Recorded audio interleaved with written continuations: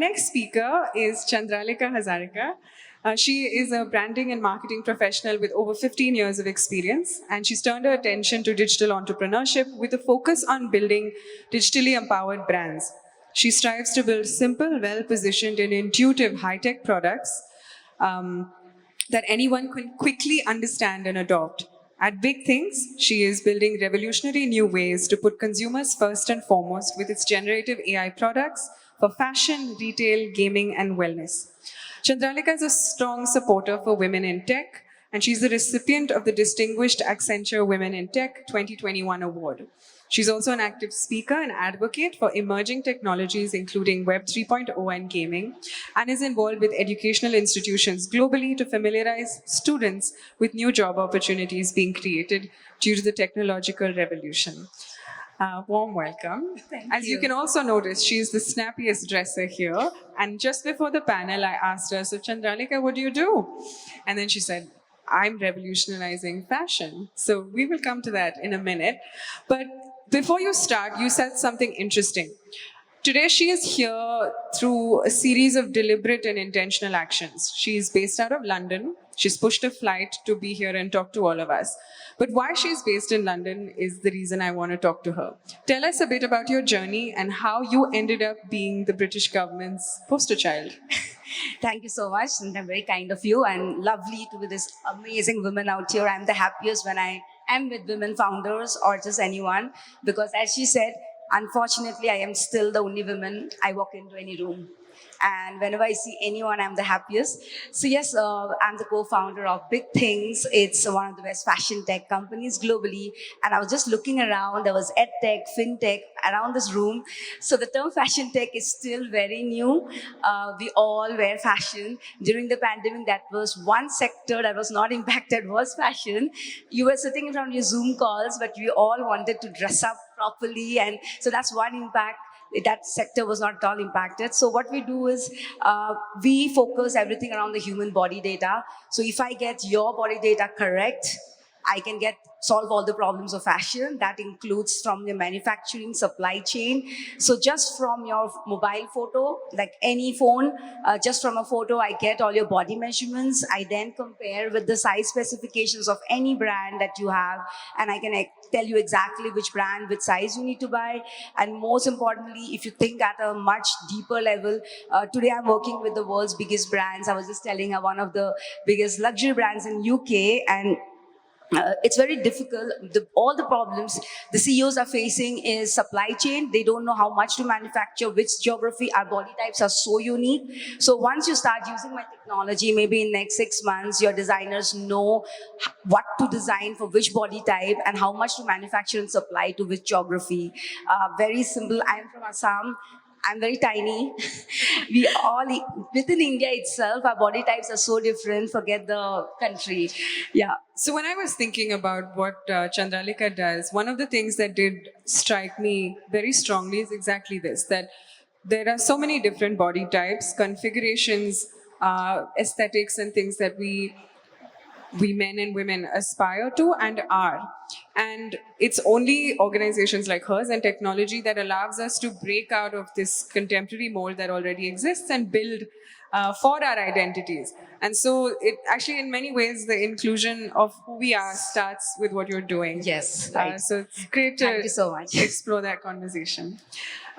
Next, I have the privilege of introducing Sumana Iyengar. She is the CEO and co-founder of Govega Software. She started the company in 2014 with two other co-founders, Sachin and Mahesh, and they started just by investing their time and knowledge. And today they lead a team of over 100 people, leading engineering services for companies across the world in US, Canada, Europe, Singapore, and India. They've helped many startups think through their digital transformation and cloud solutions. They work across industry verticals, and they've now started operating in Canada as well. Their vision and mission is to be a trusted technology partner for SMBs and startups and make them future ready, leveraging AI, automation, and cloud. Sumana has more than 25 years of experience. Don't let her appearance deceive you in product engineering. And she's a joy to speak to. So I think I have a question to her, which was originally slated for someone else on the panel, which was really around a woman co-founder in the software space. We know that India has some of the highest graduation rates for tertiary technology, but what has your journey been like in hiring, building an inclusive team, and scaling your business? Hi. Thank you, everyone, for giving this opportunity. So, I'm an engineer by background and entrepreneur, mother, daughter, daughter-in-law, sister, wife, everything, playing different roles both in family and business. So, when we started this company, Go Avega Software, in the year 2014, actually, we didn't start for some financial gain, or we were tired of our jobs, or because our peers became unicorn and we were in, so we didn't start for that purpose. The whole purpose of starting Go Avega was we saw there was a meaningful problem to solve. When we were working in MNC, we saw that like most of the MNCs were catering for large customers, but we did see a gap where the startups, SMBs also needed technology expertise, and because of that, we thought, okay, that's also a $51 billion market, and it's a good market to be there and be their trusted technology partner, and also help them grow their business. So we started this journey. Actually, we started in a 2-bedroom apartment, and as you rightly said, hiring challenge. The people who used to come for the first round of interview used to disappear in the second round, because today the young generation also likes to see a great campus, flashy buildings, and not many are matured enough to think through the kind of work that they would really want to do. And holistically, very few will look into that aspect. So we started in a 2-bedroom apartment, and hiring was a challenge. So that is the time I reached out to all my old connects, my friends, and also the freshers community, which was, eager to join us. And also I reached out to all my old women colleagues,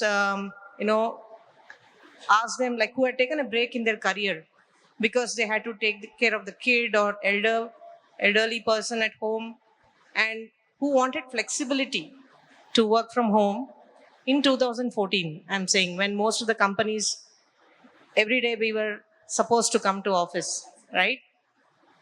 And in MNCs, there is a rule. Those days it was there where only if you are above lead level, you get the laptop. We changed that. From day one, including freshers, everybody had a laptop. Actually, we were COVID ready even before. I think most businesses run by women were COVID ready. Yeah. Before COVID. Yeah, That's a good point. so that's how I tried to mitigate the hiring challenge. And also we did understand that not just hiring people would be sufficient. You need to equip them with skills. And for me, I realized that team is the foundation of the pyramid. If you have the right team with you, the customer will come to you, they'll stay with you, because if the team is happy, the customers are going to be happy. So we ensured that at least 60 to 70% of our team even now are equipped with they are continuously getting upskilled and reskilled with the new technologies, because today's innovation, if you want to innovate something better, you need to upskill and reskill people with the latest technology, because innovation leverages new technologies and platform. So that's what we are trying to focus on. That's fantastic. But I love your point about taking a risk, changing the rules of the game, giving a laptop right at the beginning, being flexible. Absolutely. Yeah. And that's probably changed the trajectory of your organization. Absolutely. Great. So more on this in a minute. I'd like to introduce our last speaker, Ms. Ria Karuturi. She's co-founder and CEO of Huvu Fresh. She, along with her sister Yashoda, founded Huvu 4.5 years ago with the aim of bringing a fresh take to tradition. They started with fresh puja flowers by elongating the shelf life from 2 to 3 days to 15 days. Since then, they've also started a range of agarbattis made with recycled temple flowers and other puja essentials made with all natural ingredients. They are available in Bangalore, Hyderabad, Mumbai, and Chennai for flowers through all major grocery channels, and they're available pan India online. This year, they were fortunate to be featured on Shark Tank as the first pitch of the episode, of the season rather. And before Huvu, Ria completed her undergraduate degree in computer science and journalism from Stanford. Warm welcome. So, my question to you is actually you work very much in the sustainable space. I think Huvu is known for being thoughtful about what you put out. Was that a deliberate choice you made right from the beginning? And or did somebody in your mentorship circle, etc., say that it made good business sense? My second part to that question is, did this add to your cost? Being sustainable, did it make it more inefficient, or was that a price you were willing to pay? First of all, thank you guys, everyone, for being here. And I'm so honored to be sharing the stage with all of these lovely ladies.